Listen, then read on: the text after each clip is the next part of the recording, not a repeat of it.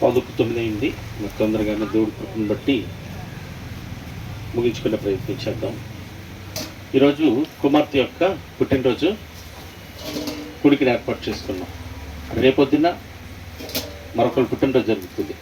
ఎల్లుండి మరొకరు పుట్టినరోజు జరుగుతూనే ఉంటుంది. పుట్టినరోజుల్లో ప్రతి దినం ఎక్కడో చోట ఎవరి ఒకరి జరుగుతూనే ఉంటాయి. దేవునికి స్తోత్రం కలుగును గాక. ప్రతి దినము ప్రతి చోట పుట్టినరోజు భూమి మీద ఉన్నంతకాలం ఎవరిదొక పుట్టినరోజు జరుగుతూనే ఉంటుంది. మనకి పుట్టినరోజు ఎప్పుడు జరిగేది?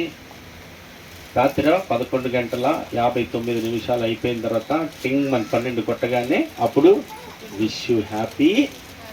ఆ ముందు చెప్పకూడదా?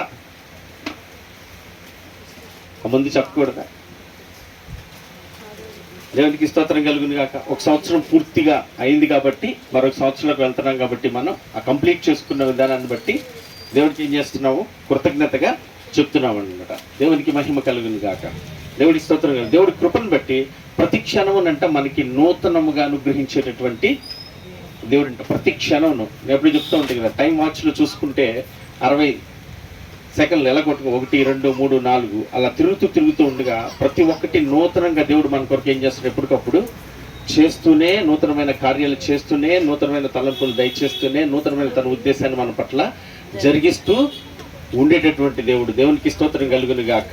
అందుని బట్టి ఆయన స్తుతిస్తూ, ఆయనకి కృతజ్ఞతాస్తుతులు చెల్లిస్తూ దేవుని వాక్యాన్ని జ్ఞాపకం చేసుకుందాం. సామెతల గ్రంథము 22వ అధ్యాయము, సామెతల గ్రంథము 22వ అధ్యాయము 6వ వచనాన్ని బాలుడు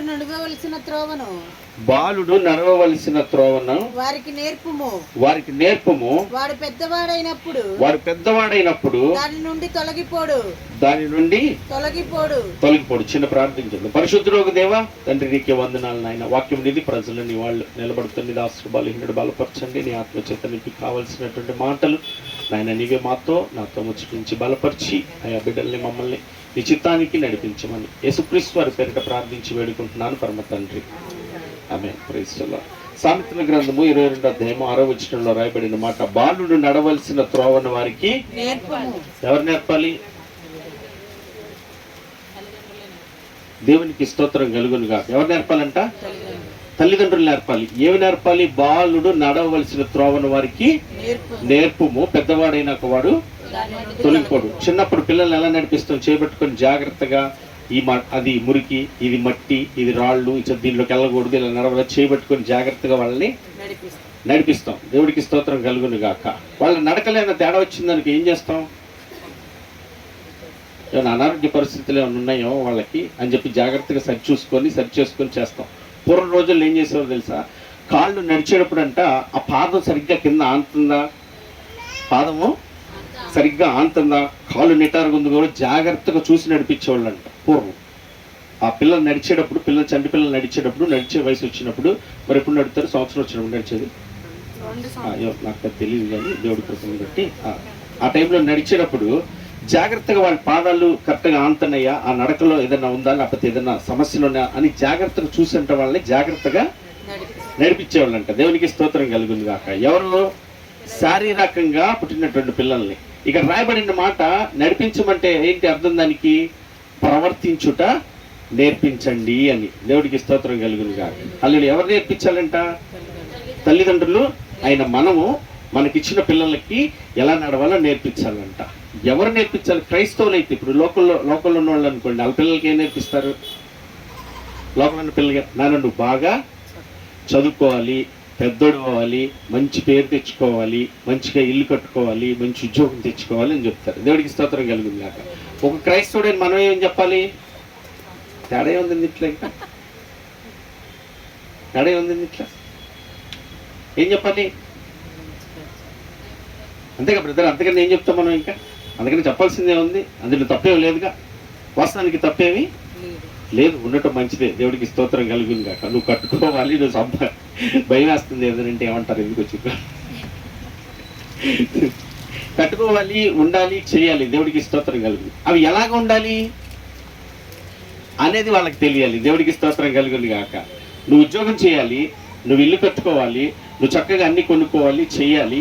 అవి నీకు వచ్చినప్పుడు నువ్వు ఎలా నడుచుకోవాలి, దాన్ని ఎలా వినియోగించుకోవాలి, ఎలా దేవుని నామ మహిమార్థమే వినియోగించాలో మొట్టమొదటి ఎవరికి తెలియాలంట? తల్లిదండ్రులు. నేర్పించే వాళ్ళు ఎవరైతే ఉన్నారో వాళ్ళకి ముందు తెలుసుకొని ఉంటే పిల్లలకి నేర్పగలుగుతాం. తల్లిదండ్రులు లేని వారు మనమే తెలుసుకోలేకపోతే పిల్లలకి ఏం నేర్పుతాం? మనకి ఏదొచ్చో అదే మన పిల్లలకి నేర్పిస్తూ ఉంటాం. మనకి ఏమొచ్చు?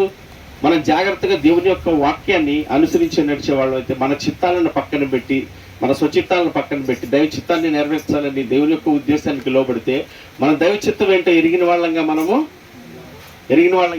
మనం ఉంటాము. మన తర్వాత ఆ బిడ్డలు కూడా నడిపించాలని ఆశ మనకి ఉంటుంది. ఒకవేళ దైవ చిత్తాన్ని కనుక మనం అనుసరించకుండా మన చిత్తాన్నే మనం అనుసరించుకునే వాళ్ళుగా ఈరోజు చూడండి, క్రైస్తవుల్లో కూడా చాలా మటుకి ఎలాగున్నారంటే, ఇందాక చెప్పాం కదా, ఇల్లు కావాలి, బళ్ళు కావాలి, ఉద్యోగాలు కావాలి, అప్పులు తీరాలి, ఇవన్నీ చేస్తూ ఉంటారు. క్రైస్తవ్యంలో ఏంటంటే, ఎందుకు కావాలి నీకు అని అడిగితే ఏం సమాధానం చెప్తావు? నాకు ఇల్లు కావాలి. ప్రభు నిన్ను అడిగితే నీకు ఇల్లు కావాలంటున్నావు, దేనికి నీకు ఇల్లు అంటే?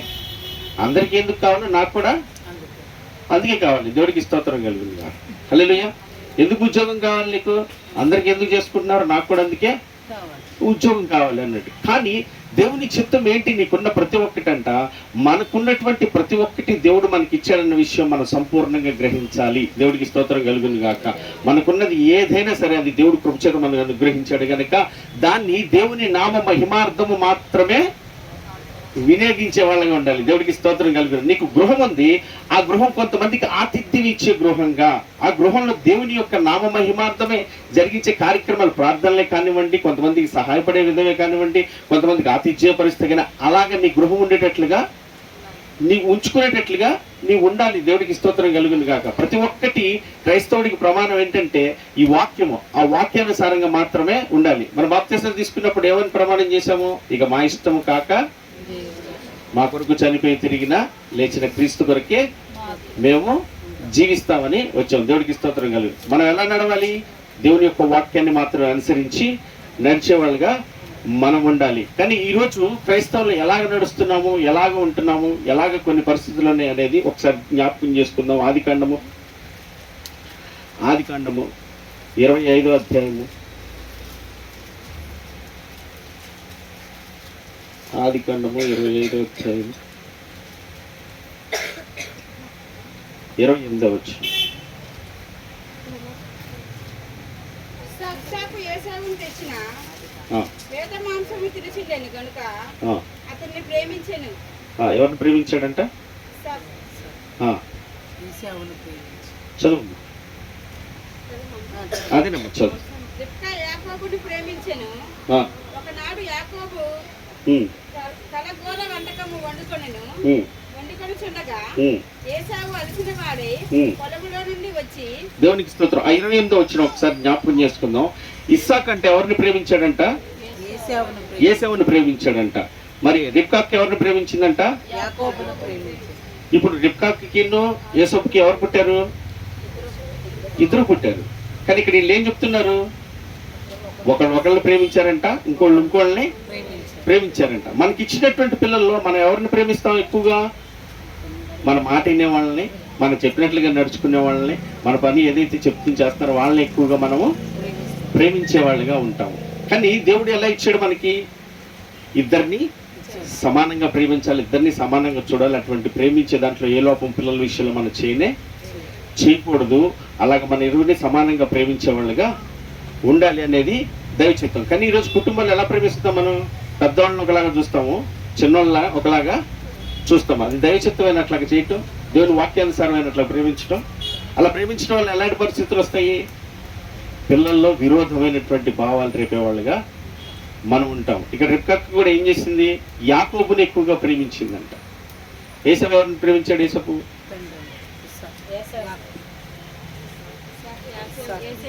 ఏసావుని ప్రేమించాడంట. ఇప్పుడు దీవెన ఎవరికి ఇస్తానన్నాడు? ఏసావు. మరి యాకోబు ఏం చేయాలి? దీవిస్తే ఇద్దరిని సమానంగా దీవించాలి. సరే, అది పోనే జరిగింది. ఇప్పుడు తల్లి అయినా రిబ్కా ఏమైనా ఆలోచన చేయాలి? అన్న తర్వాత నువ్వు కూడా వెళ్ళి నిలబడినానా, నిన్ను కూడా దీవించమని అడుగు, నిన్ను కూడా దీవిస్తారన్నాడు. కానీ ఏం చెప్తుంది? అన్నకు రాకుండా నీకే దీవెనలు రావాలని చెప్పి ఆ చెప్పవలసిన ప్రకారంగా ఏది బాలుడు నడవలసిన త్రోవను నడిపించుకోకుండా వేరొక రకమైనటువంటి ఏది అన్యులు నడిచిన రీతిగా, అన్యులు ప్రవర్తించే రీతిగా నడుచుకుంటుంది. తన అన్న మీద ద్వేషపూరితమైనటువంటి ఆలోచనలు రేపుతూ, తన అన్న మీద కోపాన్ని రేపుతూ, అన్న కాదు బాగుపడి నువ్వే బాగుండాలి, ఎందుకంటే నాకు నువ్వు ప్రాణంరా. దేవుడికి స్తోత్రం కలిగింది కాదు. అలాగే కుటుంబాలు కూడా కొంతమంది చూసావా, ఎక్కువగా ప్రేమిస్తారు. దాచి దాచి పెట్టి, దాచి దాచి ఇచ్చి, దాచి దాచి ప్రేమించి చేసి ఏం చేస్తారు తెలుసా, చివరికి వాళ్ళు ఏం చేస్తారు, పాడు చేసే వాళ్ళలో వీళ్ళే ప్రథములుగా తయారవుతాం. మనం ఎవరినైతే ఎక్కువగా ప్రేమిస్తామో వాళ్ళు ఏం చేస్తారు, మనల్ని గుండెల మీద తన్ని వెళ్ళేవాళ్ళుగా ఉంటారు. దేవుడికి స్తోత్రం కలుగును గాక. కానీ మనకిచ్చిన బిడ్డల్ని ప్రేమించే విషయంలో మనం ఎప్పుడు ఎక్కువ తక్కువగా ప్రేమించేవాళ్ళుగా మనం ఉండకూడదు. ఇద్దరిని ఒకేలాగా ప్రేమించేవాళ్ళుగా మనం ఉండాలి. ఇక్కడ చూస్తే నడవలసిన త్రోవన అక్కడ నడిపించట్లేదు. ఏనడుతుంది, తన సొంత చిత్తం మీద, తన సొంత ఆలోచన మీద, తన సొంత ఉద్దేశం మీద, తన సొంత ఇష్టం మీదన నడిపిస్తూ ఉంటుంది. యాకోబు అనే పేరుకి అర్థం ఏంటంట, మోసగాడు. ఆ పూర్తిగా ఆ పేరుని సార్థకం చేయడానికి ఎవరు బాగా దోహదపడ్డారు, తల్లే దోహదపడింది. దేవుడికి స్తోత్రం కలుగును గాక. మరి తల్లి నేర్పించవలసిన మార్గం ఏంటి, నాన్న తప్పు, పెద్దవాడు జ్యేష్ఠ కుమారుడు ఆశీర్వాదానికి జ్యేష్ఠుడు పాత్రుడు, ఆ తర్వాత నాన్నగారిని అడిగి నువ్వు కూడా తీసుకోవాలి అని చెప్పాల్సింది పోయి, మీ అన్నకి కాదు కావాల్సింది, నువ్వు తీసుకోవాలి, నువ్వు ఆశీర్వాదం తీసుకుంటే నాకెంతో మేలు, నువ్వు బాగుంటావు నాకెంతో మేలు, నువ్వు కట్టుకోవటం నాకెంతో మేలు, నువ్వు ఉంటావు నాకు మేలు, వాళ్ళ గురించి నాకు కాదని చెప్పి స్వార్థపూరితమైన ఆలోచన ఏం చేస్తుంది రిబ్కా యాకోబు హృదయంలో నాటుతుంది. దేవుడికి ఇస్తుంది.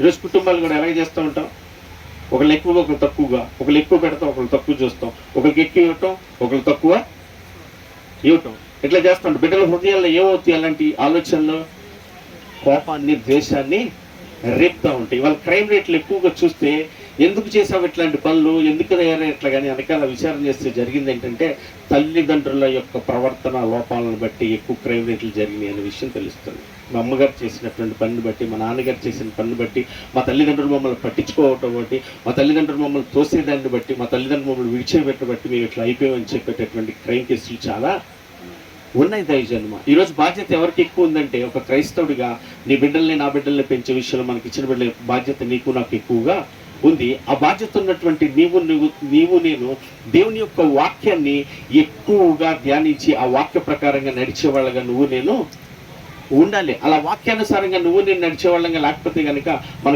కింద ఉన్న పిల్లలకి మనం ఏమి చెప్పలేనటువంటి పరిస్థితి మనకి వస్తుంది. నువ్వనే బైబిల్ చదువు, నువ్వు బైబిల్ చదువు అంటే వాడు చదువుతాడా, నువ్వు చదవట్లేదుగా నేనెందుకు చదవాలంటే, నువ్వు అలా అబద్ధాలు ఆడకూడదు, నువ్వు నీతిగా ఉండాలి, యథార్థతగా ఉండాలండి. నేను ఉండకోకుండా వాళ్ళు ఉండమంటే వాళ్ళు ఉంటారా, నేనుండి వాళ్ళకి చూపిస్తే వాళ్ళు నడుస్తున్నారు కనుక మేము కూడా నడవాలి అని చెప్పి వాళ్ళు నడుస్తారండి. ఇవాళ ఎవరిని చూసి నేర్చుకుంటున్నారు అని అంటే, ఇవాళ చూడండి కొత్తగా చూస్తే ఈ ఫోన్లో యాప్ వచ్చింది. ఏంటిదంటే యాప్, అది నేర్చుకో. ఏ యాప్ వచ్చింది, ఎక్కడ నేర్చుకోవాలంట, యాప్ ఎక్కించుకొని యాప్లో నేర్చుకోవాలంట.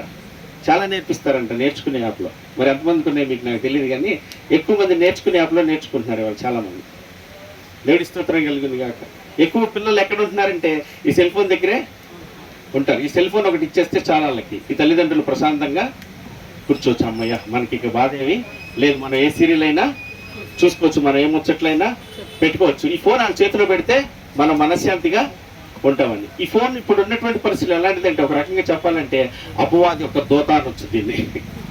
అపవాది యొక్క దూత. దేవుడికి స్తోత్రం కలుగును గాక. ఇవాళ చాలా మంది క్రైస్తవ కుటుంబాల్లోనే, కొంతమంది పాస్టర్లు కూడా ఉన్నారులేండి, మన యూట్యూబ్లో మనకి ఎన్ని లైక్లు వచ్చినాయి, ఎన్ని సబ్స్క్రైబర్లు వచ్చినాయి, నా ఫేస్బుక్లో ఎంతమంది ఫాలోవర్స్ ఉన్నారు, ఇన్స్టాగ్రామ్లో ఎంతమంది మనకి ట్రెండ్ ఫాలో అవుతున్నారని చూసుకొని కడుపు నింపుకొని అమ్మయ్య అని తిని పడుకునే వాళ్ళు చాలామంది ఉన్నారు. ఇవాళ ఏం చేయవసరం లేదు, భర్తని కానీ భార్యని కానీ పిల్లల దగ్గర కానీ సెల్ ఫోన్ వాడే వాళ్ళని అలా చంపాలంటే ఏం చేయొద్దు. మీరు వాళ్ళ దగ్గర ఉన్న ఫోన్ లాగేసుకుని చాలు. వాళ్ళ దగ్గర ఉన్న ఫోను లాగేసుకుంటే కనుక 24 గంటల తర్వాత వాళ్ళు ఎవరు తయారవుతారు తెలుసా, చూడండి కావాలండి వాళ్ళ పరిస్థితులు ఎలా ఉంటాయి. వాళ్ళ నిజస్వరూపం ఎక్కడి నుంచి వస్తుంది తెలుసా, బయటకు వచ్చే పరిస్థితి వస్తుంది వాళ్ళ దగ్గర నుంచి. ఆ ఫోన్ ఉన్నంత వరకు మామూలుగానే ఉంటారు. ఈ ఫోన్ కనుక తీసేసి వాళ్ళ దగ్గర నుంచి దాసేసి ఒక 24 గంటలు వాళ్ళని అలా వదిలేస్తే ఆ 24 గంటల తర్వాత వాళ్ళు ఏం కనబడదు తెలుసా, నిజస్వరూపం వాళ్ళు ఎలా ఉన్నారనేది బయటికి వస్తుంది. ఎందుకంటే దీంట్లో వాడుతున్నటువంటి ప్రతి యాప్ ఏంటిదో తెలుసా, అపవాది సంబంధమైనదే. దేవుడికి స్తోత్రం కలుగును గాక. ఫేస్బుకే కానీ ట్విట్టరే కానివ్వండి, వాళ్ళు ఇంకా ఏమి ఉన్నాయి మరి నాకు తెలియలేదు కానీ అవన్నీ ఏంటంటే మీరు చూస్తే జాగ్రత్తగా ఆ వాడుతున్నటువంటి లోగోస్ కూడా ఏంటి అంట, అపవాది సంబంధమైన సింబల్స్ అని చూపిస్తున్నారు. మనకు తెలియకుండా ఎఫ్ అని ఉంటుంది. ట్విట్టర్లో పెట్ట, యూట్యూబ్లో ఒక రెడ్ మార్క్ వేసి వైట్గా ఉంటుంది. వీటినన్నింటినీ చూపిస్తుంది ఏంటంటే, దాన్ని సెర్చ్ చేసి చూసిన దాంట్లో చూస్తుంది ఏంటంటే, ఇది అపవాది యొక్క, సాతాను యొక్క గుర్తులు అని చెప్పి చూపిస్తున్నాడు తీసుకొచ్చి. వాడు వల వేయటానికి జాగ్రత్తగా నీ పిల్లలకు, నీకు, నాకు, సేవకులనే వాళ్ళకి వల వేయటానికి వాడుతున్నటువంటి పన్నాగాలు ఇప్పుడు కొంతమంది ఫాలోవర్స్ ఎత్తుక్కుంటున్నారు. రోజు రాత్రిపూట లేచి చూసుకోవాలి, పగల లయంగానే ముందు చూసుకునేదంటే ఫోన్లో ఎంతమంది లైకులు కొట్టారు, ఎంతమంది సబ్స్క్రైబర్లు ఉన్నారు, ఎంతమంది ఫాలోవర్స్ ఉన్నారో చూసుకొని ఈ ఫోన్తోనే గడిపేటటువంటి పరిస్థితి చాలా మందికి. మనం నడవలసినటువంటి మార్గంలో మనం నడవకుండా ఈ ఫోన్లు పట్టుకొని నడిచేటటువంటి పరిస్థితులు ఉండే పిల్లలు కూడా దేంట్లో నడుస్తారు రేపొద్దున, వాళ్ళు కూడా అదే క్రమంలో నడుస్తారు. మనం చెప్పినా ఈరోజు చాలా మంది ఏం తెలుసా, నువ్వు వాళ్ళని చేయకూడదు, తప్పు కదా అని గద్దించినా తిట్టినా కూడా వాళ్ళు మాట వినపోవడానికి కారణం ఏంటంటే తెలుసా, మనం ఆ రీతిగా లేకపోవటమే దైవజన్మ. రిబ్కా విషయంలో కూడా జరిగింది ఏంటంటే, యాకోబు పాడైపోవటానికి కారణం ఏంటి, కారకురాలుగా మారింది. చెప్పకూడని మాటలన్నీ చెప్పింది, చేయాల్సినంత చేసింది. వాళ్ళు చాలా క్రైస్తవ కుటుంబాలు కూడా చేసేదండి తెలుసా, మా అబ్బాయి కోసం ప్రార్థన చేయండి అన్న, మా అమ్మాయి కోసం ప్రార్థన చేయండి అని వస్తారు. ఈ అమ్మ ఏమైందంటే, వాడు మాట వినట్లేదన్నా, వాడు చర్చికి రావట్లేదన్నా అని అంటారు. ఎక్కడ జరిగింది పొరపాటు? ఏమని ప్రార్థన చేయాలి వీళ్ళ కోసం మేము? అయ్యా వాళ్ళని క్షమించండి అయ్యా, వాళ్ళని నడిపించండి అయ్యా అని వాళ్ళ కోసం మన వంతుగా మనం ప్రార్థన చేస్తాం. కానీ దేవుని ఉద్దేశం ఏంటి? మొదట మీరు జాగ్రత్త కలిగి, భయభక్తులు కలిగి ఆ వాక్యానుసారంగా మీరు నడిస్తే మీ పిల్లలు కూడా మీ వెనకాల జాగ్రత్త కలిసి నడుస్తారు. బాలు నడవలసిన త్రోవ నడిపించవలసిన బాధ్యత ఎవరికి ఇచ్చాడు? తల్లిదండ్రులకి ఇచ్చారు. మీరు నడకపోతే వాళ్ళు కూడా లోకంలో నడుస్తారు. వాళ్ళ కొరకు ప్రార్థన చేయమంటే ఎంత ప్రార్థన చేస్తే ఏ ప్రయోజనం ఉంటుంది? నీ పిల్లల కొరకు, నా పిల్లలకు ఎంతవరకు ప్రార్థన చేస్తావు? దైవ చిత్తం మీద ఎర్రకుండా, దేవుని చిత్తానికి లోపడకుండా, దేవుని యొక్క వాక్యాన్ని అనుసరించకుండా నీ పిల్లల కొరకు, నా పిల్లల కొరకు ఎంతగా ప్రార్థన చేస్తే వాళ్ళు ఎలాగ మారుతారు? ఇవాళ ఎంతోమంది కన్నీళ్ళు ఖర్చు బిడ్డల కొరకు ప్రార్థన చేస్తున్నారు, ఎంతమంది.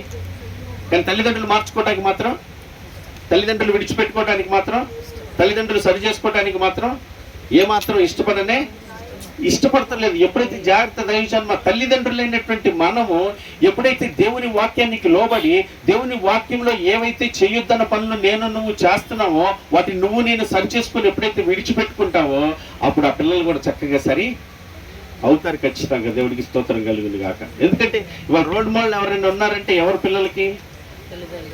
తల్లిదండ్రులే మొట్టమొదట. సచిన్ టెండూల్కరో లేకపోతే ఇంకెవరో, సల్మాన్ ఖానో వీళ్ళు కాదు. కానీ ఫస్ట్ ఎవరంట? మనమే. మనల్ని చాలా జాగ్రత్తగా చూస్తూ ఉంటారు వాళ్ళు. మన మీద ఉన్నటువంటి ప్రతి ఎఫెక్ట్ వాళ్ళ మీద పడుతుంది. ఎందుకంటే ఉదయం లేచిన కాడి నుంచి రాత్రి పడుకునేవారు పిల్లలు ఎవరితో ఉంటారంట? మనతోనే ఉంటారు. కనుక మనం ఎంత జాగ్రత్తగా ఉంటాం, మన మాటల్లో కానీ, మన ప్రవర్తనలో కానీ, మనం చేసేటటువంటి క్రియల్లో కానీ, మనం చేసేటటువంటి ప్రతి పనిలో కానీ ఎంత నువ్వు జాగ్రత్తగా ఉంటావో నీ పిల్లలు నువ్వు అంత భద్రం చేసుకునేవాడిగా నేను ఉంటాం దైవజన్మ. దావీదు కూడా సొలొమోనుకి చెప్తున్నటువంటి మాటలు ఒకసారి జ్ఞాపకం చేసుకుందండి. రాజుల గ్రంథము, మొదటి రాజుల గ్రంథము,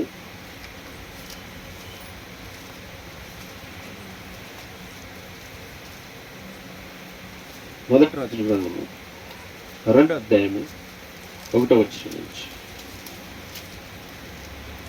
దావీదునకు మరణకాలము సమీపింపగా అతడు తన కుమారుడైన సొలొమోనుకు ఇలాగూ ఆజ్ఞ ఇచ్చాను. ఎప్పుడు చెప్తున్నాడంట?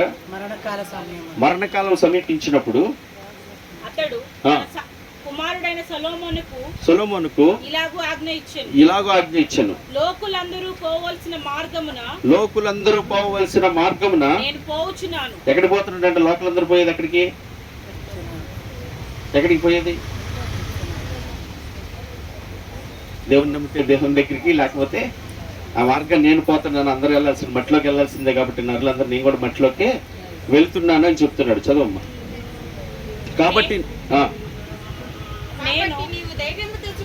కాబట్టి నీవు ధైర్యం తెచ్చుకొని నిబ్బరము కలిగి నీ దేవుడైన యెహోవా అప్పగించిన దాన్ని కాపాడి ఆయన మార్గములను అనుసరించిన ఎడల నువ్వు ఏ పని పూనుకొనినను, ఎక్కడ తిరిగినను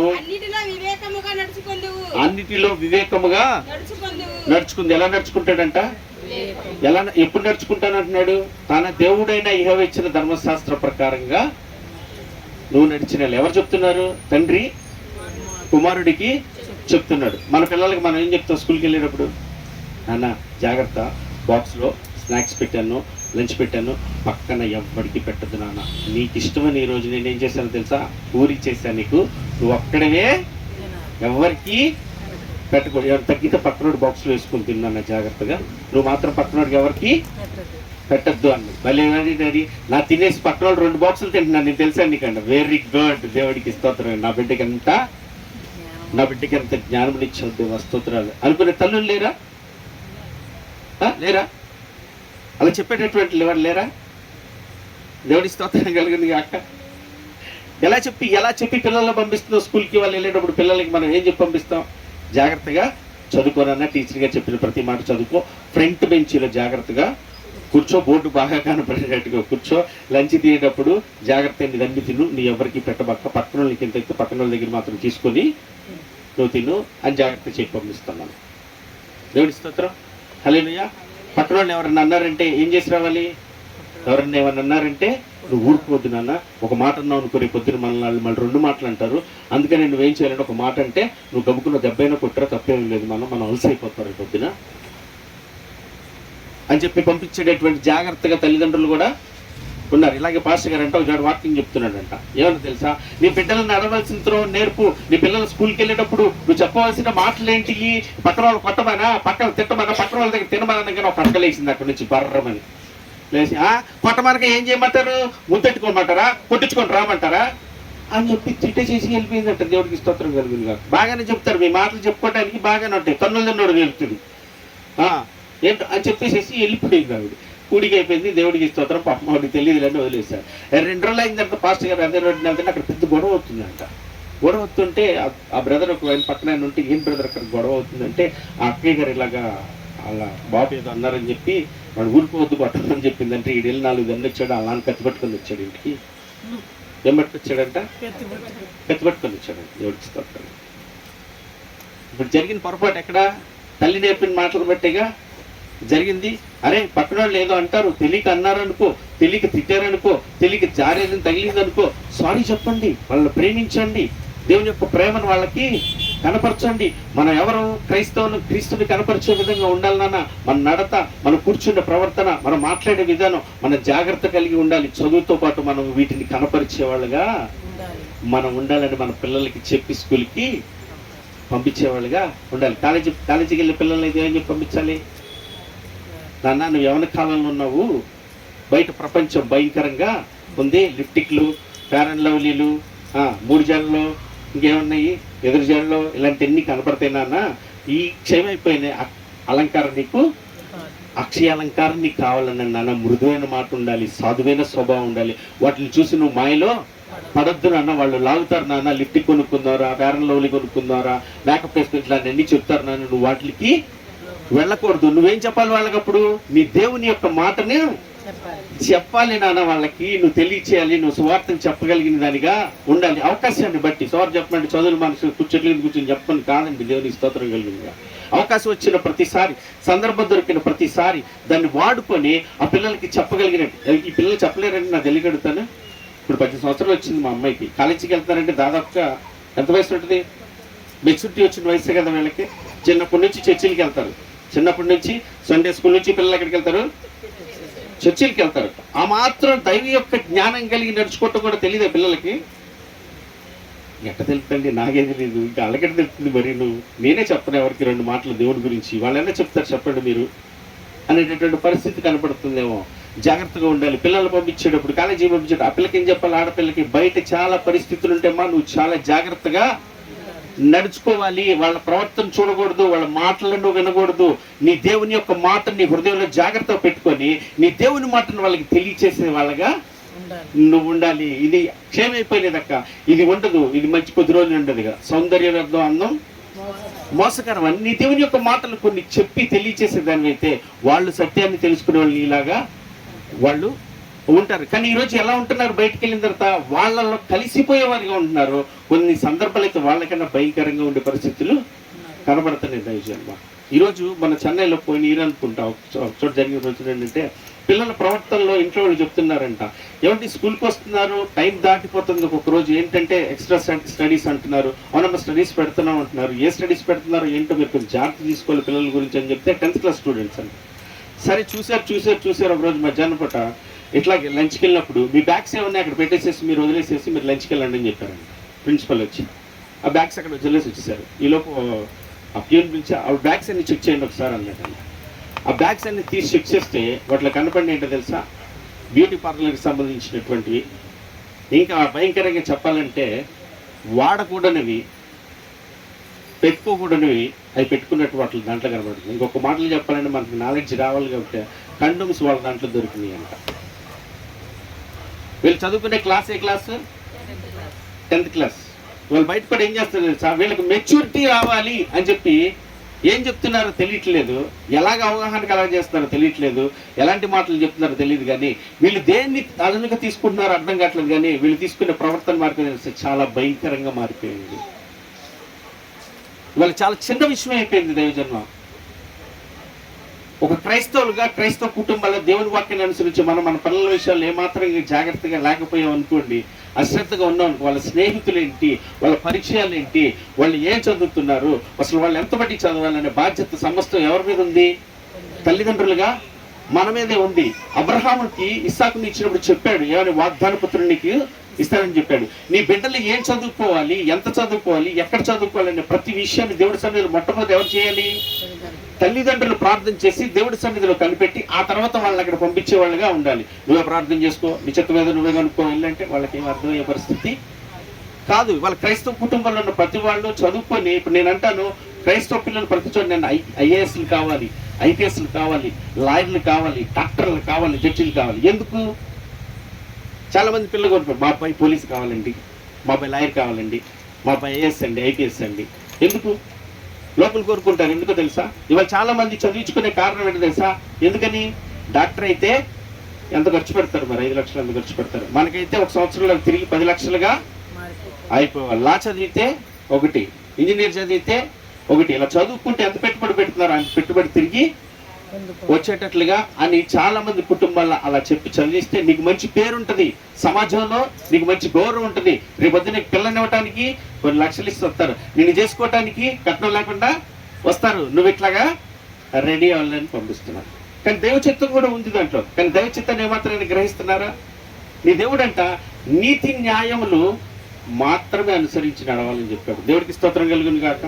హల్లెలూయా. అన్యాయమైన ఈ లోకంలో, పాపిష్టి ఈ లోకంలో నిన్ను ఐఏఎస్ని ఐపీఎస్ని ఎందుకు చేస్తుంది? అవినీతి అక్రమము పెరిగిపోయిన చోట నా పిల్లలు అక్కడ నిలబడాలి నీతి కొరకు అని నడిపిస్తున్నాడు. దేవుడికి స్తోత్రం. హల్లెలూయా. లాయర్లు జడ్జీలు ఎందుకు కావాలి? అన్యాయపు తీర్పులు తీరుస్తూ, అన్యాయంగా చేస్తూ, న్యాయాన్ని అన్యాయంగా మార్చేసి డబ్బులు కమ్ముడిపోయినటువంటి పరిస్థితులు ఉన్న పరిస్థితిలో నీ పిల్లలు నా పిల్లలు అక్కడ నిలబడి న్యాయం కొరకు నిలబడాలి. దేవుడికి స్తోత్రం కలుగును గాక. హల్లెలూయా. ఇవాళ వైద్యం అందక అనేక రకాలుగా డబ్బులు పెట్టి చేయించుకోలేని పరిస్థితుల్లో చాలా మంది ఉన్న చోట్ల మన పిల్లల డాక్టర్లు అక్కడ మంచిగా తీసుకోకుండా తగినంత వరకు ఏదైతే అవసరం అంతవరకు తీసుకొని అక్కడ చేసే పిల్లలుగా మన పిల్లలు ఉండేటట్టుగా అట్లాగా ప్రతి ఒక్క దాంట్లో మన పిల్లలు ఉండాలి. దేని కొరకు? దైవ చిత్తాన్ని నెరవేర్చే విధంగా, దేవుని నామ మహిమార్థమే, దేవుని ఆలోచన జరిగించే విధంగా మన పిల్లలు అక్కడ ఉండాలనేది దేవుని ఉద్దేశం. కానీ మనం ఎలా పెంచుతున్న పిల్లల్ని, ఏ ఉద్దేశంతో పెంచుతున్న పిల్లల్ని, ఏ ఉద్దేశంతో ఉంచే పిల్లలు అనేది ఒకసారి దేవుడి సన్నిధిలో నువ్వు నేను జ్ఞాపకం చేసుకుంటే అర్థమవుతుంది మనకి. పేరు కోసమా, గొప్ప కోసమా? రేపొద్దున పెళ్లి చేస్తే డబ్బులు ఇవ్వకుండా కట్నం లేకుండా వెళ్తుంది, రేపొద్దున వీడిని చూసి కట్నం ఎక్కువ ఇచ్చి తీసుకొస్తారని చదివించుకుంటున్నావు. మనం దేని చదివించుకున్నాను విషయాన్ని జాగ్రత్తగా నువ్వు నేను ఆలోచన చేసుకోవాల్సిన పరిస్థితి ఉంది. అందుకంటారు ఎప్పుడు ఉండవలసిన వాడు ఉండవలసిన రీతిగా ఉండకపోబట్టే కదా లోకం అంతా ఇట్లాగా, వెలిగించవలసిన వాడు వెలిగి ఉండకపోవటమే కదా ఇంకా ఈ లోకంలో చీకటి ఉండిపోయింది. దేవుడికి స్తోత్రం. మా పాస్టర్ గారు ఉన్నాడు, గొర్రెలస్ గారు అని చెప్పి, వాళ్ళ అబ్బాయి ఉంటాడు, ఏఈనో డిఈనో అన్నయ్య కరుణాకర్ గారు. ఆయన దగ్గర నేను ఒక మంచి విషయం చూశాను దేవుడి కొడుకుని బట్టి. అదేంటో తెలుసా? అన్న లంచం అని ఎవడైనా ₹1 ఇస్తానికి వస్తే అసలు ఆ దరిదాపుల్లో కూడా రానిచ్చేవాడు కదంట. ఆయనకి ఒక చిన్న కానుకగానే ఒకరోజు ఏం చేశారంటే మామిడిపళ్ళు పంపించారంట. ఏం పంపించారు? మామిడిపళ్ళు పంపించారంట. మామిడిపళ్ళు పంపిస్తే వెంటనే ఫోన్ చేసి ఎవరు తీసుకొచ్చారు ఇంటికంటే పలానా ఆయన మామిడిపళ్ళు తీసుకొచ్చారంటే వాడి మామిడిపళ్ళు వెంటనే తీసుకెళ్ళి వాడికి ఇచ్చేసాయి. వాడి సొమ్ముకు మనం ఆశపడి ఏమైందండి మామిడి పళ్ళగా తీసుకుంటే, నేను జాబులో ఉన్నాను, నేను జాబులో ఉండగా నన్ను చూసి ఎవడైనా ఏం తీసుకొచ్చినా సరే దేన్ని మాత్రం నువ్వు ముట్టుకోకూడదు. దేవుడికి స్తోత్రం కలిగింది కాక. హల్లెలూయా. ఆయన గురించి చెప్పబడిన సాక్ష్యం ఏంటో తెలుసా? ఆయన ఉన్న దినములన్నీ ఎంతో యథార్థంగా నీతిగా నడిచాడండి అని చెప్పారు ఆయన గురించి. దేవుడికి స్తోత్రం కలిగింది కాక. హల్లెలూయా. నీ సాక్ష్యం నా సాక్ష్యం ఎలా ఉంటుంది? నీ సాక్ష్యం నా సాక్ష్యం కుటుంబాల్లో కానీ, సంఘంలో కానీ, మనం చేసే జాబ్స్లో కానీ, ఆఫీస్లో కానీ నీ సాక్ష్యం నా సాక్ష్యం ఎలా ఉంటుంది ఒకసారి ఆలోచన చేసుకుని. నీ గురించి నా గురించి ఏం చెప్పగలను? నేను జాబ్ చేస్తాను, నాకు సంఘం ఉంది, నాకు కుటుంబం ఉంది, నాకు ఆప్తులు ఉన్నారు. నన్ను తీసుకెళ్ళి వాళ్ళందరి ముందు నిలబెడితే నా గురించి ఏం చెప్తారు? ఆయన చెప్పడానికి బాగానే చెప్తాడు కానీ అండి మరి అంత లేదని చెప్తారా? ఇలా ఆయన పని చేస్తాడు కానీ ఆయన చెప్పినట్టుగా పన్ను వాళ్ళతో ఉండడాన్ని ఉందా? కుటుంబంలో పిల్లలు అంటాడు కానీ పట్టించుకునేవాడిగా కుటుంబంలో ఉన్నదని నేను జాగ్రత్తగా చూసుకోవాలి, నువ్వు జాగ్రత్తగా చూసుకోవాలి. వాళ్ళు ఎలా ఉందంటే పరిస్థితి కాలం గడిచిపోతుందిగా, అయిపోతుందిగా, దేవుడి కృపలో బాగానే ఉన్నాగా అనుకొని నడిచిపోయే పరిస్థితులే లోకంలో కనపడుతున్నాయి. దైవజన్మ కనపడుతున్నాయి. కానీ ఇక్కడ ఏం చెప్తున్నాడు సార్ దావీదు? నువ్వు జాగ్రత్తగా నీ దేవుని యొక్క మాటను అనుసరించి, ఆయన కట్టడలను, ఆయన ఆజ్ఞలను జాగ్రత్తగా అనుసరించి నువ్వు నడవాలి. ఏమాత్రం వాటి నుంచి తొలగిపోకూడదు, వాటి నుంచి నువ్వు తప్పిపోకూడదని జాగ్రత్తగా సొలొమోనుకి చెప్తున్నాడు. మన పిల్లలకి నేర్పించేది, నాన్న అబద్ధం ఆడొద్దు, నీ దేవుడు యథార్థవంతుడు, నీతిమంతుడు, అబద్ధం ఆడవలసిన పరిస్థితి నీకు నాకు రాకూడదని మన పిల్లలకి కూర్చొని, నీ పిల్లలు నా పిల్లలంట కూర్చున్నప్పుడు, తిన్నప్పుడు, పండుకున్నప్పుడు, దారి నడిచినప్పుడు దేవుని యొక్క వాక్యం గురించి మీరు చెప్పాలి అని అంటున్నాడు. అలాగే ఎప్పుడైతే నేను ఆ ప్రవర్తన విషయంలో నువ్వు అనుసరించేవాడిగా ఉంటావు, నేను తిని రుచించి కనుకనే మాట్లాడుతున్నాను అన్నాడు పౌలు. హల్లెలూయా. నువ్వు కనుక అనుభవజ్ఞానం, నేను కనుక అనుభవజ్ఞానం లేకపోతే వాళ్ళు పెంచడం చాలా కష్టం. మన మాటల ద్వారా ఎవరన్నా జరిగించే పరిస్థితి లేదండి. ఇవాళ చాలా కుటుంబాల్లో చూస్తే ఎట్లా ఉంది తెలుసా? మొన్న రీసెంట్గా ఒక ఆవిడ అంటుంది, అమ్మ బాప్తీసం తీసుకుని ఉంటే దాదాపుగా 18 సంవత్సరాలు ఉంటాయి ఆ సిస్టర్కి అనమాట. తీసుకుని ఉంటాను, నేను బాప్తీసం తీసుకుంటానంటే మా అమ్మ వద్దంటున్నాను. ఎందుకు వద్దంటుందమ్మా మీ అమ్మ అంటే, వాళ్ళ అమ్మ అంటుందంట, నువ్వు ఇంకా బాగా నలగాలి వాక్యంలో ఉందంట. ఎక్కడ నలగాలంట? వాషింగ్ మిషన్లో అమ్మ సరిపోద్ది, తొందరగా అయిపోద్ది కదా నా మాటని అన్నాను. అదేంటన్నా అండి, ఏమి నలుగుతావు? ఎంతకాలం నలుగుతావు? ఇదేనా పచ్చడా, ఇదేనా చట్నీయా నలగటానికి? దేవుని యొక్క వాక్యాన్ని చదివితే దేవుని యొక్క ఉద్దేశం ఏంటో నువ్వు తెలుసుకుంటే, దేవుని యొక్క ఆలోచన ఏంటో తెలుసుకుంటే నీకు అర్థమైద్ది. కానీ దేవుని యొక్క ఉద్దేశం ఆలోచన నీకు ఎరగలేదు కాబట్టి నువ్వేంటున్నా నలగాలి, ఇప్పుడే కాదు, ఆ వయసు రావాలి, వాళ్ళ ఇష్టం. ఇవాళ కొంతమంది ఏం చేస్తున్నారు, పిల్లలకి బాప్తిసం అంటే ఏంటో, దేవునికి రక్షణ ఎలా పొందుకోవాలో ఇవన్నీ చెప్పకుండా వదిలేసేసి ఎలా చదువుకోవాలి, ఎలా సంపాదించుకోవాలి, ఎన్ని ఆస్తులు ఉన్నాయి, ఎంత ఉన్నాయో చక్కగా చెప్పినటువంటి వారిగా ఉన్నారు. వాళ్ళ ధ్యాస, వాళ్ళ ఆలోచనలు ఎక్కడికి వెళ్ళిపోతాయి రేపు పొద్దున వాటి మీద ఉంటాయి కానీ దేవుని యొక్క వాక్యం మీద ఉండే పరిస్థితి ఉంది వాళ్ళ లేదు. ఎందుకని? మనం సరైన ద్రోవను నడవకోకుండా వాళ్ళకి నేర్పించడం అనేది జరగదు. ఇవాళ నేను ఒక విషయం చెప్తాను చూడండి, పెద్ద సేవకుల కుటుంబాల్లోనే జరిగే పరిస్థితులు ఏంటో తెలుసా? పిల్లలు బాగా చదువుకోవాలని చదివించి ఇలా వృద్ధాప్యంలోకి వచ్చేస్తారు. ముసలి వయసులోకి వచ్చేసిన తర్వాత పరిచర్య చేస్తాక ఎవరు లేనప్పుడు, అయ్యా మరి నేను వృద్ధాప్యంలో ఉన్నాను, ఆ పరిచర్య అక్కడ సంఘం నువ్వు చూడు, ఇక్కడ సంఘం చిన్నోడు చూస్తాడంటే మాకు ఉద్యోగాల్లో మేము రావటం కుదరదు, మానేసేయండి అనేవాళ్ళు నాకు చాలా మంది తెలుసు. ఇంకొంతమంది సేవకులు నాకు తెలుసు. ఎలాగో తెలుసా? అయ్యా మేము పడడానికి కష్టాలు పాటలు పడుతున్నాం కానీ మీరు మాత్రం అవి పడదు. ఈ పడరాని పాటలు అంట, ఈ పడరాని కష్టాలు అంట. దేవుడి సేవలో ఏమర్థమైందో, దేవుడి సేవ అంటే ఏం తెలుసుకున్నారో, దేవుడి సేవ అంటే ఎట్టిదో తెలియనటువంటి అమాయకత్వం అనాలా, అజ్ఞానం అనాలా, చరితనం అనాలా అనేది తెలియని పరిస్థితి. ఎందుకు చెప్తారంటే దైవజన్మ మొట్టమొదట ఆ బాలుని నడిపించవలసిన త్రోవ మీద మనం జాగ్రత్తగా తెలుసుకోవాలి. ఆ వాక్యానుసారంగా నువ్వు నేను నడిచే వాళ్ళగా మనం ఉండాలి. ఎప్పుడైతే మనం ఉంటాం, ఆ పిల్లలకి నేర్పించే వాళ్ళగా ఉంటాం. ఇవాళ ఏంటి, డబ్బు ఎలా సంపాదించాలి, మంచి ఉద్యోగం ఎలా సంపాదించాలి, మంచిగా పేరు, వీటి మీదే మనస్సు ఉంటుంది. కానీ పిల్లలు ఎంత నీతిగా ఉన్నారు, ఎంత యథార్థంగా ఉన్నారు, ఎంత పరిశుద్ధతగా ఉంటున్నారనే ఆలోచన మనం చేస్తామా? డబ్బులు అవసరాన్ని మాత్రమే తీరుస్తే దైవజన్మ బాగా గుర్తుపెట్టుకోండి. డబ్బులు అవసరానికి మాత్రమే. కానీ నీ దేవుడు నిత్యము నిరంతరము నీతో యుగాయుగాలు ఉండేవాడు. దేవుడికి స్తోత్రం కలిగింది. హల్లెలూయా. ఆ గొప్పదాన్ని పోగొట్టుకొని మన ఇష్టాలను నెరవేర్చుకోవటానికి మన పిల్లల మీద ఆ ఇష్టాలను రుద్ది, ఆ ఇష్టాలను వాళ్ళని పెంచి రేపొద్దున దైవ చిత్తంలోని తొలగించి వాళ్ళ భవిష్యత్తును పాడు చేసే వాళ్ళగా మనం ఏమాత్రంలో ఉండకూడదు. దైవ చిత్తానికి మనం లోబడి ఆ విషయంగా ఆ వాక్యానుసారంగా మనం నడిచి ఆ బిడ్డలను కూడా పెంచి దేవునికి అప్పగించే వాళ్ళుగా మనం ఉండాలి. దైవ చిత్తం ఏదైతే ఉందో ఆ విషయాల్లో, నాయన ఇగో వీడు చదువుకుంటానంటున్నాడు, పలానా కాలేజీకి వెళ్తానంటున్నాడు, నీ చిత్తమేనా? ఆ కాలేజీలో ఏమంటారా? మరి ఇటు పలానా గ్రూప్ తీసుకుంటానంటున్నాడు, నీ చిత్తమేనా? మరి ఇటు పోలీస్ చదువుతానంటున్నాడు, నీ చిత్తమేనా? తండ్రిగా తల్లిదండ్రులు మనం ఎవరు చదివి అవును అది ఆయన ఉద్దేశం అయితే వాళ్ళని అక్కడికి నడిపించేవాళ్ళుగా మనం ఉండి, అలా ఉద్దేశంగా వాళ్ళ ఇష్టానికి మనం నడిపించేవాళ్ళైతే రేపొద్దున నువ్వు చెప్పినట్టు వాళ్ళని మాట ఎప్పటికీ నిన్నేవాళ్ళుగా ఉండరు. చాలా కుటుంబాలు పాడైపోవడానికి కారణం, చాలా కుటుంబాలు నాశనం అయిపోవడానికి కారణం ఏంటి తెలుసా? దేవుని యొక్క వాక్యాన్ని పక్కన పెట్టేసి వాళ్ళ స్వచిత్తాలను నెరవేర్చుకోవటానికి, వాళ్ళ సొంత ఇష్టాలను నెరవేర్చుకోవటానికి నడవటం వల్లనే కుటుంబాలు పిల్లలు పాడైపోతున్నాయి. పిల్లల మాట వినుకోకుండా తయారైపోతున్నారు. వాళ్ళ భయంకరమైన పరిస్థితులు లోకంలో ఎక్కడ చూసినా కూడా ఎంత భయంకరమైన పరిస్థితులు తెలుసా? ఎంత భయంకరమైన పరిస్థితి తెలుసా? అమ్మో, పిల్లలు బయటికి వెళ్తే ఎలా వస్తారో, వాళ్ళు చదువుకుంటున్నా, వాళ్ళు జాబులు చేస్తున్నా ఎలాంటి పరిస్థితుల్లో ఉన్నారో, చుట్టూ ఉన్న పరిస్థితులు ఎలా మాట్లాడుతున్నారు మీరు చూస్తూనే ఉన్నారు. పెద్దవాళ్ళై ఎలా ఉన్నాయో మీరు గమనిస్తూనే ఉన్నారు పెద్దవాళ్ళై. మరి మన పిల్లల పరిస్థితి ఏంటంటే మనం జాగ్రత్త తీసుకోపోతే కనుక దైవజన్మ చాలా భయంకరమైన పరిస్థితులు వెళ్తాం. ప్రభు రాక చాలా సమీపంగా ఆయన వచ్చే టైంకి ఆయన వస్తాడు. కానీ మనం సిద్ధపడి ఎప్పుడు మనం ఉండేవాళ్ళుగా ఉండాలంటే, మన పిల్లల విషయంలో మనం జాగ్రత్త కలిగి ఉండాలి. అంటే ఫస్ట్ తల్లిదండ్రులుగా మనం ఏమవ్వాలి? దేవుని యొక్క వాక్యాన్ని జాగ్రత్తగా అనుసరించి నడిచేవాళ్ళగా, వాళ్ళ ప్రతి విషయంలో దైవ చిత్తం ఏదో ప్రార్థన చేసి తెలుసుకొని ఆ రీతిగా వాళ్ళని పంపించేవాళ్ళగా మనం ఉండాలి. మన దగ్గర డబ్బులు ఉన్నాయని, లేకపోతే మన దగ్గర డబ్బులు లేవని, మన దగ్గర బలం ఉందని, మనకి పేరుందని, ఇట్లా ఏటిల్ని ఉపయోగించి కనుక నువ్వు నేను చేసేవాళ్ళగా ఉన్నావా? దైవ చిత్తంలో నుంచి తొలగిపోయి బిడ్డలు చేతులారా పాడు చేసుకునే వాళ్ళు నువ్వు నేను అయిపోతాం. డబ్బులున్నా డబ్బు లేకపోయినా, బలమున్నా బలం లేకపోయినా, జ్ఞానం ఉన్నా జ్ఞానం లేకపోయినా, దేవుని యొక్క వాక్యం మీద ఆధారపడి ఎవరైతే నడుస్తారో దేవుడికి స్తోత్రం. దేవుని వాక్యం దేశంలో ఉన్నతమైన స్థలంలో మీద నీ పిల్లల్ని ఎక్కిస్తానన్నారు. దేవునికి స్తోత్రం కలుగును కాక. హల్లెలూయా. మొన్న ఆ మధ్య ఒక ఆవిడ క్రికెట్లో ఎవరి పేరు జెనీమానా? జెనీమా. దేవుడికి స్తోత్రం. నాకు పేర్లు తెలుగు. జెనీమా అంట. ఆ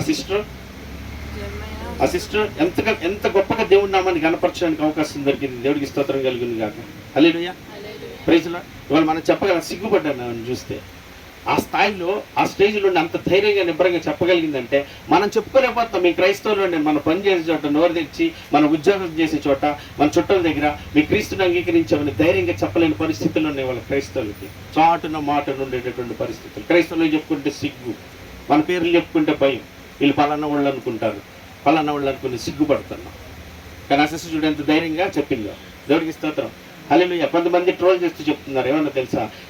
ఆ పక్కన ఆడినోళ్ళు కూడా క్రిస్టియన్సేగా, వాళ్ళు చెప్పలేదే అని అంటే వాళ్ళకేంటంటే ఆచారంగా వెళ్ళిపోయారు అన్నాడు. మనలాగా కొంతమంది లాగా వెళ్ళిపోయారు. కానీ ఆ పిల్ల మాత్రం నా బలము, నా ఘనము, నా శక్తి ఏదైనా ఉంటే నా దేవుడే యెహోవా అని అంది. దేవుడికి స్తోత్రం కలిగిన. హల్లెలూయా. నువ్వు నేను అనగలిగే వాళ్ళగా ఉంటున్నావా? నువ్వు నేను చేయగలిగే వాళ్ళగా ఉంటున్నావా? నీ దేవుని గణపరిచే వాళ్ళగా ఉందా మన జీవితాలు? క్రైస్తవులని చెప్పుకునే పేరుకు మాత్రమే ఉంటున్నావా? లేకపోతే ఆయన చిత్తాన్ని నెరవేర్చే వారికి ఉంటున్నావా? మనం జాగ్రత్తగా చూసుకోవాలి దైవజన్మ.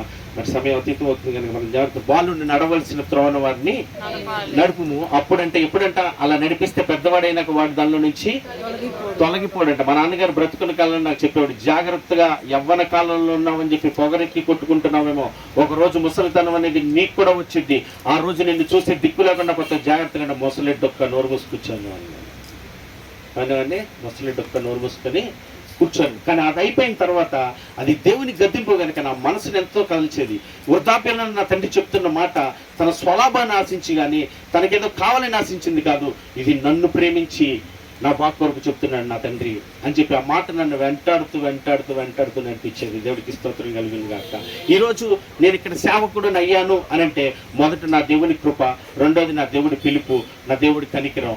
చివరికి చెప్పాలంటే నా తండ్రి నా కొరకు చేసిన ప్రార్థన, నా తండ్రి నన్ను నడిపించిన విధానం, నా తండ్రి నాకు నేర్పించిన విధానం, నా తండ్రి నా కొరకు ఎలాగ బ్రతకాలో వాక్యానుసారంగా నేర్పించిన విధానం. దేవుడికి స్తోత్రం కలుగును గాక. ఆయన నాకు క్రమం నేర్పాడు, ఆయన నాకు పద్ధతి నేర్పాడు, ఎలా ఉండాలని నేర్పాడు, నా కొరకు ప్రార్థన నేర్పాడు, నాకు ఎన్నో విషయాలు నేర్పించిన గొప్ప తండ్రి. ఈరోజు మా నాన్నగారు వెళ్ళిపోయేటప్పుడు నాకు ఆశ్చర్యం వల్ల మా నాన్నగారిని తిట్టేవాడిని. ఎప్పుడు రక్షణ పొందకు మారుమనసు లేనప్పుడు మా నాన్న తిట్టేవాడిని, నువ్వు నా కొరకు ఏం సంపాదించి పెట్టలేదు, నువ్వు నా కొరకు ఏం లేదు, తమ్ముళ్ళు ఇద్దరికి ఎంతో కొంత ఇచ్చావు, ఏదో ఒకటి ఇచ్చావు అని చెప్పి. మా నాన్న పాప నా కొరకు ఏది చేయాలని ఆలోచన చేసిన ఎగిరిగోల్డ్ కట్టేవాడు, ఆ ఎగిరిగోల్డ్ ఎత్తేసాడు. పోస్ట్ ఆఫీస్ కట్టారు, ఆ పోస్ట్ ఆఫీస్ అమ్మ డబ్బులు తీసుకుని అక్కడికి వెళ్ళిపోయింది. నువ్వు నాకు ఏది సమకూర్చవు, నువ్వు నాది ఏది సమకూర్చవని నాకు దరిద్రమే, నీ వల్ల నాకేం లేదని మా నాన్న తిట్టేవాడిని. నేను తిట్టేవాడిని. ఎప్పుడైతే క్రీస్తు పాదం దగ్గరికి వచ్చానో ఈరోజు సగర్వంగా చెప్పగలుగుతానో నా తండ్రి నాకు తరతరాలకు తరిగిపోయిన ఆస్తిని సంపాదించి పెట్టి వెళ్ళాడు. దేవునికి స్తోత్రం కలిగింది. అదెవరో తెలుసా? నా ప్రభు అయిన యేసుక్రీస్తు వారు మాత్రమే. దేవుడికి సంతోషంగా చెప్పగలుగుతాను నేను మాట, ఆనందంగా చెప్పగలుగుతాను. నా తండ్రి నాకు ఇచ్చిన గొప్ప ఆస్తి నా ప్రభువైన యేసుక్రీస్తు వారు. నా తరతరములకు తరిగిపోయిన ఆస్తి, నా తర్వాత నా బిడ్డల తరతరములు తాగగలిగిన ఆస్తి. నాకున్నది ఏది బ్రతికిచ్చింది? నా బిడ్డలు, నీ బిడ్డల్ని, మనల్ని ఎవరిని బ్రతికిచ్చింది ఏం తెలుసా? జీవాధిపతి అనే దేవుడు మాత్రం నిన్ను బ్రతికించగలడు. ఈ జన్మ జ్ఞాపకం చేసుకున్న బాలు నడవలసిన త్రోన వారిని నడువు నేర్పు. పెద్దవాడిన తర్వాత వాడు తొలగిపోరు. కొంతకాలం నువ్వు నిన్ను వెళ్ళిపోతావు. తర్వాత బిడ్డలు జాగ్రత్తగా బ్రతకాలంటే నువ్వు ఇచ్చే ఆస్తులు బట్టి నీ బిడ్డలు బ్రతకరు, బాగా గుర్తుపెట్టుకు. నువ్వు ఇచ్చే బిల్డింగ్లు బట్టి నీ బిడ్డలు బాగా బ్రతకరు. ఇవాళ చాలా మంది చనిపోయిన తర్వాత పిల్లలకి ఇచ్చిన ఆస్తులు బట్టి పాడైపోయిన వాళ్ళు ఉన్నారు, తప్పిపోయిన వాళ్ళు ఉన్నారు, తొలగిపోయిన ఉన్నారు. కానీ వాక్యం ఇచ్చినటువంటి ఏ కుటుంబం ఆ బిడ్డలు తొలగిపోలేదు. దేవుడికి స్తోత్రం కలుగును గాక. నీ బిడ్డల తర్వాత నువ్వు ఇవ్వాల్సింది ఏంటో తెలుసా? నీ దేవుని వాక్యమునే, నీ దేవుని యొక్క మాటనే, నీ దేవుడు ఎలాగ చెప్తున్నాడు అలా బ్రతకాలని వాడికి నేర్పించి నీ తదంతరాలకు అప్పచెప్తాను. దావీదు ఎలాగైతే సొలొమోను చెప్తున్నాడు, ఆయన కట్టడలను ఆజ్ఞలను నువ్వు జాగ్రత్తగా అనుసరించి నడుచుకోవాలి.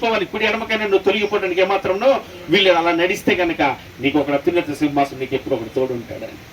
దేవుడికి స్తోత్రం. వాళ్ళ ధైర్యం ఏదైనా ఉందంటే, బలహీనులమైనా ఏమీ లేకపోయినా ఎవరానికి అల్లాకపోయినా ధైర్యం ఉందంటే, మనల్ని కొరకు ప్రాణం పెట్టిన మన యేసయ్య మాత్రం విడిచిపెట్టడం. ఒక ధైర్యంతో బ్రతుకుతాం, ఒక నిరీక్షణతో కలుగుతాం. రేపొద్దున బిడ్డలకి మన దేవుడిని అప్పగించగలదు. మన ఆస్తులు కాదండి, మన వ్యాపారాలు కాదండి, మనకున్నవి కాదండి అప్పగించి, మన కొరకు ప్రాణం పెట్టిన సజీవుడైన యేసుక్రీస్తు వారిని అప్పగించి మనం ముగించి దేవుని బల నమ్మకమైన దాసురాలు అనిపించుకుని ఉన్నాం. దేవుడి స్తోత్రం కలిగినాక దేవుడి కొద్ది మాటలు ఆశీర్వదించి మన హృదయాన్ని స్థిరపరిచి మన రీతిగా వాక్యాన్ని సరే నడిచే కృపాభాగ్యం మనందరికీ దయచేయను గాక. ఆమేన్. Praise Lord. ఒక ఇద్దరు ప్రార్థించేద్దాము త్వరగా. ఒక ఇద్దరు ప్రార్థన, ఒకరు వాక్యం కొరకు ప్రార్థన చేద్దాము, ఒకరు కుటుంబం కొరకు ప్రార్థించేద్దాం. దేవుని చెల్లి ప్రజ్ఞ వాక్యం కొరకు ప్రార్థన చేస్తుంది, కుటుంబం కొరకు ప్రార్థన చేస్తారు. చెల్లి వాక్యం కొరకు ప్రార్థన చేస్తుంది. నాయన వాళ్ళు నడవలసిన వారిని నడిపించాలంటే ముందుగా మేము తెలుసుకోవాలి. దానికి చెప్తున్నాడు నాయన, జాగ్రత్తగా నడుచుకోవాలి. వాక్యాన్ని మీరు కూడా మా బిడ్డలకు ప్రవర్తన నేర్పించడం, మేము నేర్చుకునే వారికి నేర్పించే వారికి ఉండటకు, నీ వాక్యాన్ని వాళ్ళకి అప్పగించే బిడ్డలుగా ఉన్నట్లుగా ప్రతి ఒక్కరం ప్రార్థించేద్దాము. స్తోత్రం.